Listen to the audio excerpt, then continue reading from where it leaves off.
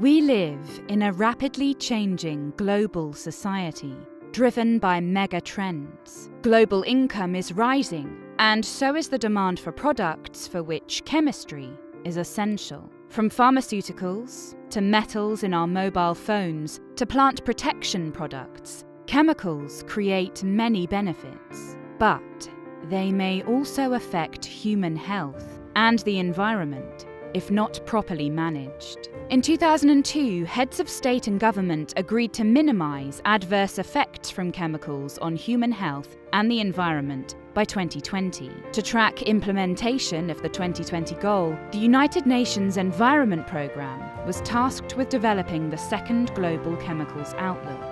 Over the past 3 years, more than 400 experts have contributed their knowledge.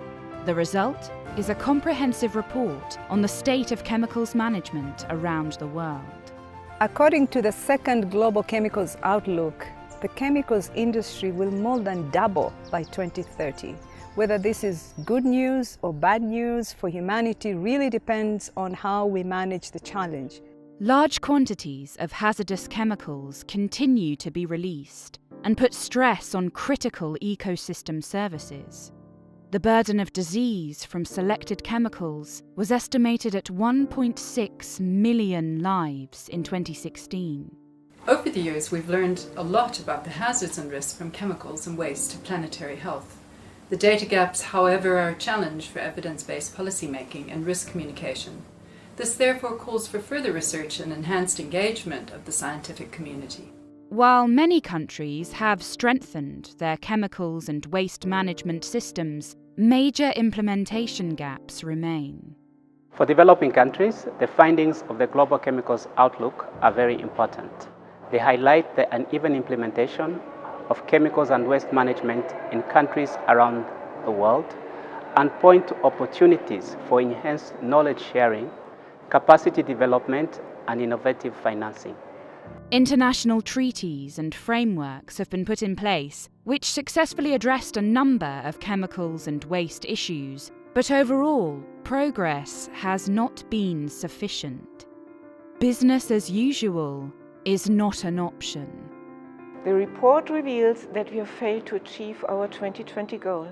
We therefore need to join our forces to improve the effectiveness of chemicals management. Opportunities exist to scale up promising initiatives.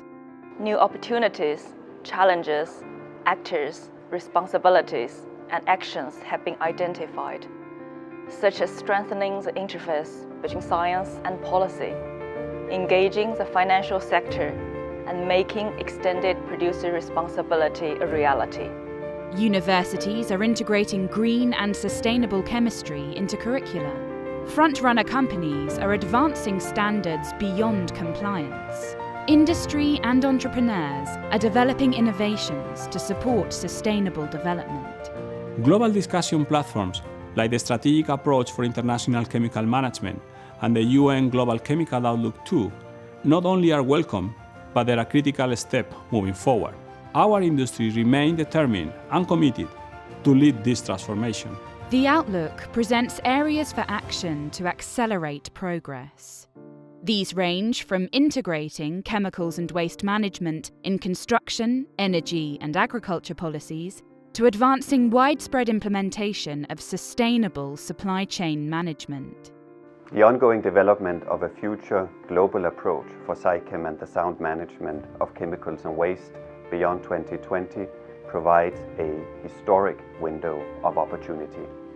As a Global Chemicals Outlook highlights, we need to set a high level of ambition, bringing together all relevant sectors and stakeholders. We cannot achieve the Sustainable Development Goals without the sound management of chemicals and waste. What is very clear is that we must do much more, investing in research, developing technologies that allow consumers to make safer choices, and putting in place policies that steer us to a safer world for all of us.